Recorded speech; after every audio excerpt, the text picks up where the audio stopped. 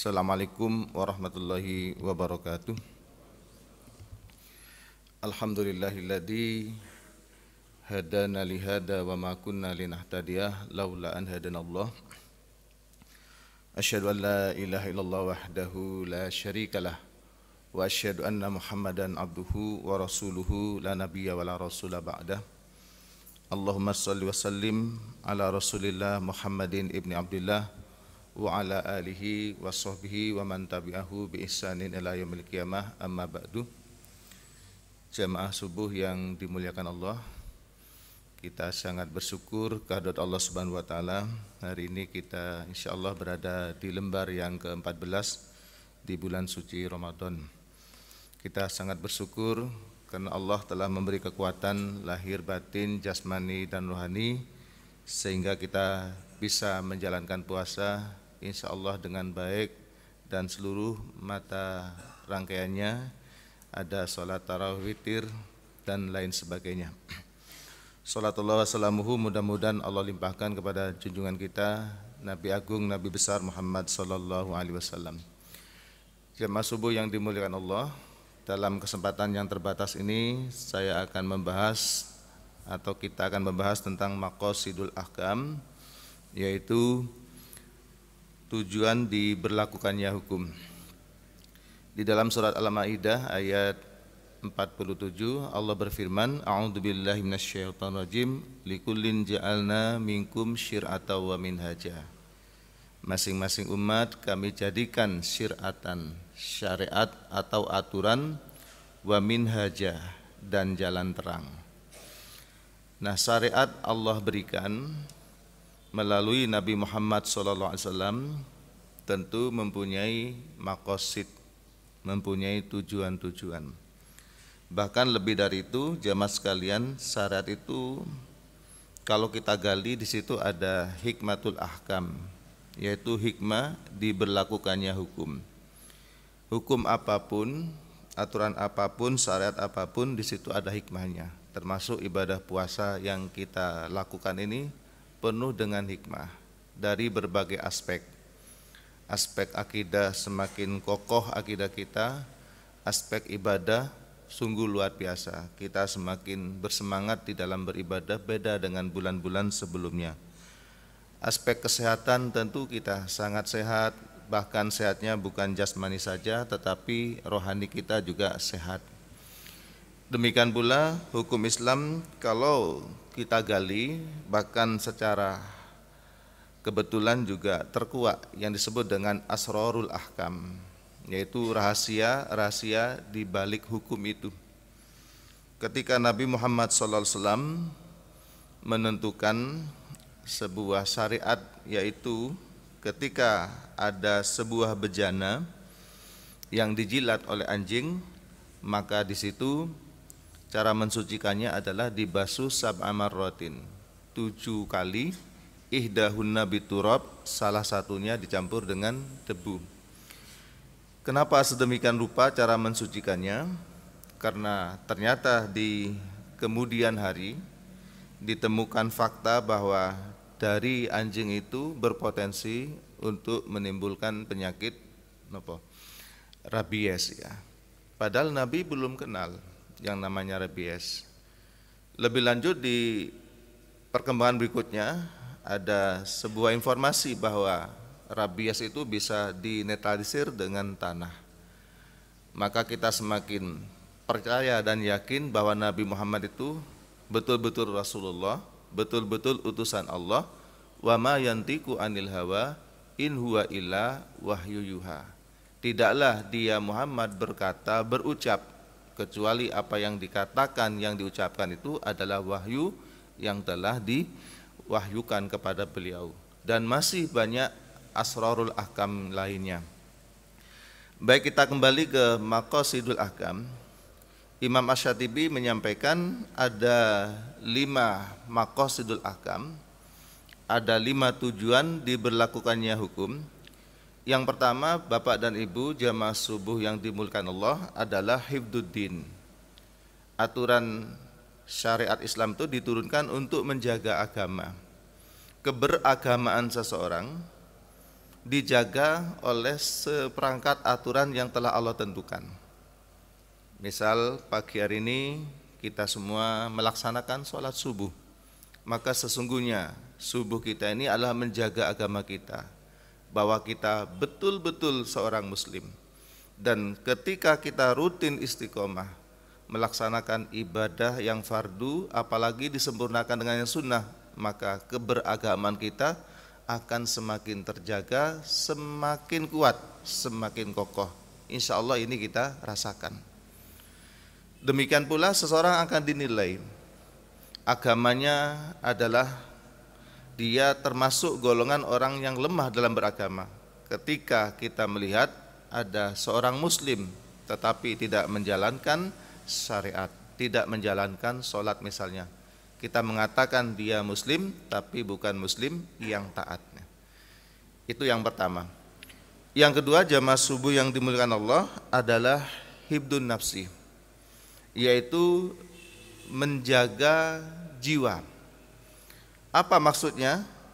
Islam hadir untuk menjaga jiwa, jangan sampai dibunuh, jangan sampai terjadi pembunuhan, penghilangan nyawa. Jangankan membunuh, melukai saja tidak boleh. Di dalam bahasa Arab disebut dengan al-jarhu, melukai. Nah, Islam hadir untuk menjaga ini. Lalu muncul syariat, yaitu larangan membunuh. Di antara ayatnya terdapat di dalam surat Al-Isra, surat ke-17 ayat 33. A'udzubillahi minasyaitonirrajim, wala taqtulun nafsallati harramallahu illa bilhaq. Janganlah engkau membunuh jiwa yang telah Allah haramkan kecuali dengan alasan yang benar. Alasan yang benar itu misal dalam peperangan, atau seseorang yang menjadi al-guju untuk mengeksekusi orang yang dihukum mati setelah nyata-nyata melanggar ketentuan. Jamaah salat subuh yang dimuliakan Allah, itu yang pertama, Allah melarang membunuh. Yang kedua, Allah melarang melukai, mencederai, menghilangkan fungsi-fungsi anggota tubuh. Dari larangan ini maka muncul syarat berikutnya, yaitu hukuman bagi siapapun pelanggarnya. Orang yang membunuh, sanksi hukumnya sangat berat. Orang yang melukai, mencederai, sanksi dan hukumnya juga berat. Seperti yang disampaikan, dibaca oleh imam tadi. Apa hukumannya? Ya ayyuhalladzina amanu kutiba alaikumul qisasu fil qatlah. Wahai orang-orang yang beriman, diwajibkan atas kalian hukum qisas dalam masalah pembunuhan. Jadi hukumannya berat. Kenapa seberat ini? Tidak lain jamaah sekalian, untuk menjaga jiwa tadi supaya ada efek jerah. Mungkin panjenengan pernah ke Arab Saudi, situ ada Masjid Qisas ya. Masjid di mana dijadikan tempat untuk melakukan hukum qisas. Dengan adanya hukum qisas itu, maka masyarakat akan melihat dan mendengar, itu loh hukuman bagi si pembunuh ternyata berat.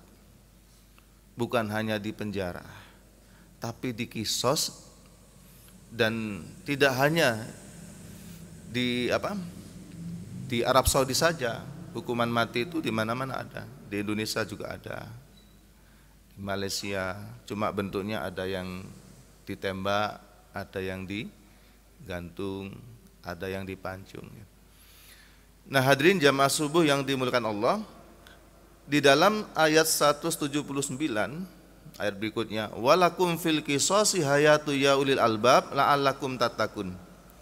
Dan bagimu dalam hukum qisas itu hayatun, terdapat kehidupan, ya ulil albab, wahai orang-orang yang memiliki akal, la'allakum tattaqun, agar kalian bertakwa. Apa yang dimaksud ada kehidupan ini? Maksudnya jemaah sekalian, setelah diberlakukannya hukum qisas, hukuman yang berat tadi, maka pembunuhan berikutnya tidak terjadi, karena semua tahu ternyata hukumannya sangat berat. Demikian pula yang mencederai, yang melukai. Di dalam kajian hukum Islam disampaikan Kalau orang membunuh muta'amidan, jadi pembunuhan itu ada 3 Bapak Ibu. Yang pertama qatlul amdi, pembunuhan sengaja. Yang kedua qatlus syibhil amdi, pembunuhan semi sengaja, seperti sengaja tapi tidak sengaja. Lalu yang ketiga adalah qatlul khata', yaitu pembunuhan tersalah atau keliru. Misal mau nembak binatang buruan, lah kok malah kena orang yang lewat atau ada di situ lalu mati. Ini namanya qatlul khata'. Masing-masing hukumannya berat. Yang pertama tadi kisos, lalu yang sibil amdi tadi hukumannya adalah diat mughalladah. Nopo diat mughalladah itu sanksi, yaitu membayar materi dengan ketentuan di situ adalah membayar 100 ekor unta. Demikian pula dengan diat mukhaffafah, membayar 100 ekor unta tapi jenis untanya yang lebih murah. Nah, suatu ketika jamaah sekalian, ada seorang TKW itu membunuh majikan di Arab Saudi sana. Lalu setelah diproses secara hukum, dia betul-betul membunuh secara sengaja. Apa hukumannya? Hukumannya adalah kisos. Lalu pihak KBRI memperjuangkan bagaimana supaya hukumannya itu tidak kisos tetapi diturunkan. Maka menghubungi keluarga dan keluarga berkenan untuk memaafkan. Maka hukuman kisos tidak jadi, maka menjadi hukuman diat mughalladah. Apa itu? Ya, membayar 100 ekor unta. Berapa harga 1 ekor unta? Pinten Bapak dan Ibu? 25 juta kurang lebih. Kali 100, pinten jumlahnya? 2,5 miliar. Kaget, dari mana uang segitu? KBRI-nya juga pusing, apalagi orangnya wong sebatas TKW. Uang dari mana?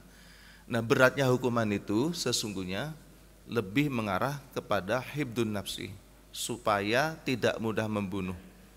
Jangan sampai karena hal-hal sepele, rebutan penumpang membunuh, rebutan lahan membunuh, rebutan warisan tega membunuh saudaranya sendiri. Maksudnya seperti itu. Apalagi zaman sekarang ada orang tua membunuh anaknya dengan cara aborsi. Ini terjadi di beberapa tempat. Ini yang kedua Bapak dan Ibu sekalian. Lalu yang ketiga adalah hibdun naslih, yaitu menjaga keturunan atau hibdun nasabi. Lalu muncul syariat yang disebut dengan ketentuan menikah. Orang boleh melakukan hubungan badan setelah nikah. Apa tujuan dari hibdun nasli ini? Yaitu menjaga keturunan supaya jelas silsilahnya. Ini anaknya siapa? Kalau lahir itu jelas bapaknya. Kalau ibunya kan pasti jelas. Nah, tapi bapaknya kadang-kadang tidak jelas. Ketika bapaknya jelas, maka kakek neneknya jelas. Ini kaitannya dengan apa? Dengan banyak hal, diantaranya terkait hak wali, hak perwalian ketika anak nanti menikah, ketika anaknya perempuan, terkait dengan warisan. Lalu di situ muncul juga hukum la taqrabuz zina, tidak boleh berzina. Innahu kana fahisyatan wa sa'a sabila. Sesungguhnya zina itu adalah perbuatan keji, fahisyah dan seburuk-buruk jalan. Nah, ketika orang melanggar ini, apa hukuman bagi pezina? Di surat An-Nur ayat 2 disampaikan az-zaniyatu waz-zani fajlidu kulla wahidin minhuma mi'ata jaldah. Perempuan yang berzina, laki-laki yang berzina, maka deralah, cambuklah masing-masing 100 kali cambuk. Ini hukumannya kalau zina ghairu muhson. Kalau zina muhson yang melakukan itu orang yang pernah nikah, maka hukumannya adalah farjumuha, maka dirajam. Nah, semata-mata ini untuk melindungi keturunan. Beberapa waktu yang lalu di kota Jember ada seorang anak perempuan muda, gadis, itu tiba-tiba kok hamil ya. Orang tuanya tanya, kamu hamil? Anak itu nangis ya. Terus lalu dia cerita kalau dia diperkosa oleh 6 orang. Siapa yang menghamilimu? Ya, ada 6. Siapa saja ini itu? Dicari, dilaporkan ke pihak berwajib, lalu ditangkap. Yang bertanggung jawab hanya satu orang, tentu memang nggak bisa dua. Itu pun sudah dihukum. Setelah dihukum, kemudian akad nikah tetap dilaksanakan. Dia keluar dari penjara untuk akad nikah. Setelah qabiltu nikahaha, lalu masuk lagi ke dalam penjara. Dan ini contoh kecil Bapak dan Ibu, dan jumlahnya tentu banyak. Ini yang ketahuan saja ya, yang diberitakan. Yang lain tuh banyak yang namanya kasus-kasus seperti ini. Makanya ketika Kementerian Agama dulu pernah mengajukan perbaikan undang-undang, penyempurnaan undang-undang perkawinan, yaitu kalau sebelumnya kan perempuan itu 16 tahun boleh nikah, yang laki-laki 19 tahun, lalu dinaikkan lebih dari itu. Maka orang tua banyak yang protes. Kenapa dalam prakteknya pengadilan agama itu sering mendapat permintaan rekom dari para orang tua yang anaknya masih umur 14. Anak perempuan umur 14 minta rekom untuk diizinkan menikah. Kenapa? Orang tua sudah nggak kuat melihat perilaku anaknya yang pergi ke sana kemari dibonceng laki-laki, daripada maksiat nanti berzina, mendingan dinikahkan. Ini kondisi sekarang, sehingga sangat memprihatinkan. Mari kita saling menjaga Bapak Ibu, anak kita baik laki maupun perempuan kita jaga, karena pergaulan sudah seperti ini memprihatinkannya. Itu yang ketiga. Lalu yang keempat adalah hibdul akli. Islam hadir untuk memelihara akal, supaya akal tetap normal, tetap sehat. Maka di situ syarat Islam hadir dengan memberi larangan meminum minuman khamar. Nabi Muhammad bersabda, wala tashrabannal khamra fa innaha miftahu kulli syarrin. Janganlah engkau sekali-kali meminum minuman khamr, fa innaha miftahu kulli syarrin. Karena khamr itu adalah pintu dari setiap keburukan. Itu larangan. Lalu bagi yang melanggar sudah disiapkan ketentuan sanksinya. Dalam sebuah hadis sampaikan, utiya Rasulullah sallallahu alaihi wasallam bisyaribil khamri fajalladahu nahwa arba'ina. Suatu ketika Nabi didatangkan dengan seseorang laki-laki yang meminum minuman khamr, lalu Nabi mencambuknya sebanyak 40 kali. Bahkan beberapa imam memperbolehkan menambah, tidak hanya 40 supaya jera menjadi 80 kali. Nah, ini khamr ini menjadi penyakit masyarakat yang sejak dulu sampai sekarang belum teratasi, bahkan sangat memprihatinkan. Alhamdulillah kita berada di tempat yang aman seperti ini. Di tempat lain Bapak dan Ibu, setiap malam minggu itu pasti ada pesta miras. Di pinggir-pinggir jalan, adik-adik muda yang enggak punya tempat, yang uangnya pas-pasan, mereka juga mabuk di pinggir jalan. Yang punya uang tidak di pinggir jalan, tetapi dalam ruangan ya, di diskotik dan lain sebagainya, pulang sudah mabuk. Demikian pula acara-acara sebenarnya itu adalah acara-acara yang diperbolehkan, ada walimatul urus, tetapi begitu jam 10 malam ketika tamu sudah sepi, maka yang dibuka adalah botol. Ketika walimatul hitan juga demikian, tidak lepas dari minuman keras. Tidak hanya orang-orang biasa, rakyat jelata, pemimpinnya pun juga berkumpul sesama pemimpin, juga dalam perkumpulan minum-minuman itu. Sungguh sangat memprihatinkan. Nah, ini yang keempat. Lalu yang terakhir adalah hibdul mal. Islam hadir, syariat Islam hadir untuk menjaga harta. Maka di situ ada syarat larangan mencuri, larangan memperoleh harta bil batili, dengan cara yang batil. Lalu bagaimana dengan orang yang melanggar, mencuri, merampok? Maka di situ ada hukuman wasariku wasariqatu faqta'u aydiyahuma. Orang laki-laki yang mencuri, perempuan yang mencuri, maka potonglah tangannya. Ini hukuman tegas Bapak dan Ibu sekalian. Kenapa? Begitu berharganya harta, maka harus dilindungi. Mencari harta dengan susah payah, mengumpulkan untuk membeli sepeda motor misalnya, begitu sepeda motor terbelikan, lah kok dicuri. Betapa sedihnya orang itu, maka pelakunya harus dihukum berat. Nah, di dalam bab mencuri ini, di dalam ayat ini yang didahulukan adalah laki-laki.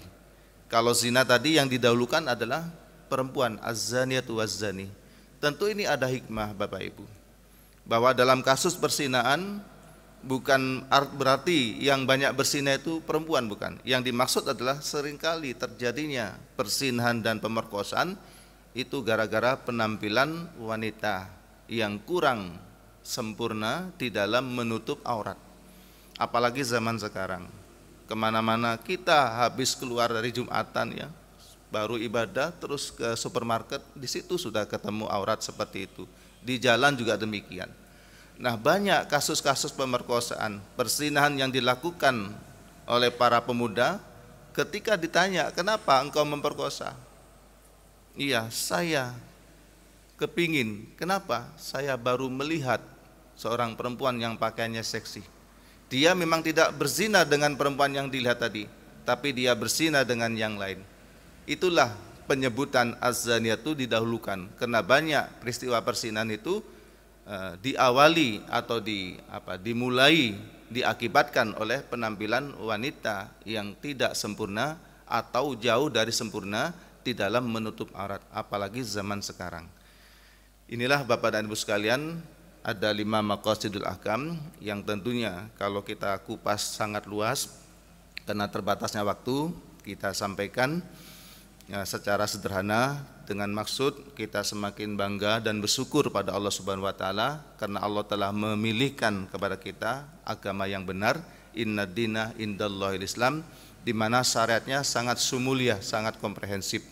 Dan mudah-mudahan Allah semakin memberi kekuatan lahir batin pada kita untuk mengikuti dan mentaati aturan-aturan atau syariat yang telah Allah turunkan melalui Rasulullah Muhammad SAW. Demikian. Saya mohon maaf jika ada hal yang kurang berkenan. Kita tutup dengan membaca hamdalah. Alhamdulillahirabbil alamin. Subhanakallahumma wa bihamdika asyhadu an la ilaha illa anta astaghfiruka wa atubu ilaik. Fastabiqul khairat wa akhiru da'wana anil hamdulillahirabbil alamin. Wassalamualaikum warahmatullahi wabarakatuh.